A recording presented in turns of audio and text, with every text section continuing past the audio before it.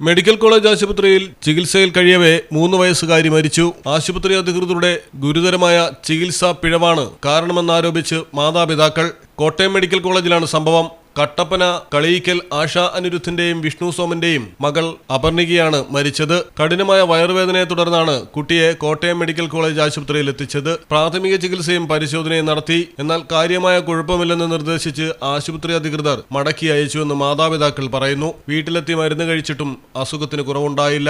തുടർന്നുള്ള ദിവസങ്ങളിൽ വീടിന് സമീപത്തെ ആശുപത്രിയിൽ ചികിത്സ തേടി. സ്ഥിതി ഗുരുതരമായതോടെ വീണ്ടും മെഡിക്കൽ കോളേജ് ആശുപത്രിയിൽ എത്തിച്ചു. തുടർന്നും പരിശോധന. മതിയായ ചികിത്സ നൽകിയില്ലെന്ന് കുട്ടിയുടെ അമ്മ പറയുന്നു. 1 മണിക്ക് കുട്ടിക്ക് ഡ്രിപ്പ് ഇട്ടെങ്കിലും രാവിലെ 7 മണിയായിട്ടും ഡ്രിപ്പിന്റെ പകുതി പോലും ശരീരത്തിൽ കയറിയില്ല. തുടർന്ന് നഴ്സുമാരോട് പരാതിപ്പെട്ടെങ്കിലും തിരിഞ്ഞു നോക്കിയില്ലെന്നും മാതാപിതാക്കൾ ആരോപിക്കുന്നു. സ്ഥിതി ഗുരുതരമാണെന്ന് കണ്ടതോടെ കുട്ടിയെ ICUവിൽ പ്രവേശിപ്പിച്ചു. അപ്പോഴേക്കും മരണം സംഭവിച്ചു. കുട്ടിക്ക് ഹൃദയാഘാതമാണെന്നാണ് ആശുപത്രി അധികൃതരുടെ വിശദീകരണം. എന്നാൽ ഭക്ഷ്യവിഷബാധയേറ്റിരുന്നതായി തങ്ങളോട് ആശുപത്രി അധികൃതർ അനൌദ്യോഗികമായി സമ്മതിക്കുന്നതായി മാതാപിതാക്കൾ പറയുന്നു.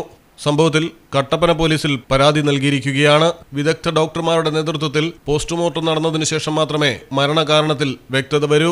മലയാളം ടെലിവിഷൻ, കോട്ടയം. റിലീഫ് മെഡിക്കൽസിന്റെ ശീതീകരിച്ച ഷോറൂമുകളിൽ താപനില നിയന്ത്രിച്ച് മരുന്നുകളുടെ ഗുണനിലവാരം ഉറപ്പുവരുത്തുന്നു.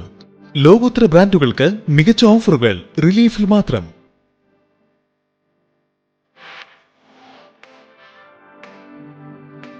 മരുന്നുകൾക്ക് 40% വരെ വിലക്കിഴിവ്. Relief medicals, opposite AVS herbal garden, Changuvetty, Kottakkal.